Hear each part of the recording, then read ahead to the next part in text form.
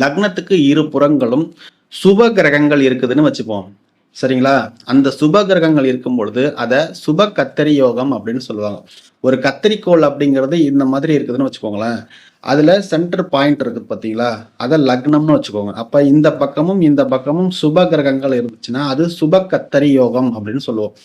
அப்போ ஒரு நல்ல கிரகங்கள் இருந்துச்சு அப்படின்னா இந்த லக்னத்துக்கு வரக்கூடிய தீமைகளை கட் பண்ணி தூக்கி போட்டுரும்.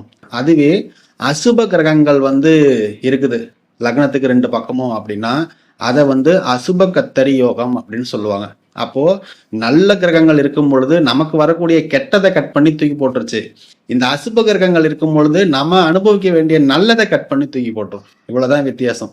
அப்போ நம்ம ஒரு ஜாதகத்துல ஒரு பிரச்சனை நடக்குது, இல்ல ஒரு மன நிம்மதி இல்ல, நம்ம எடுக்கிற முடிவுகள் சரியா இல்லை அப்படிங்கிறப்போ இந்த லக்னம், சந்திரன், சூரியன் இவர்களுடைய நிலையை நம்ம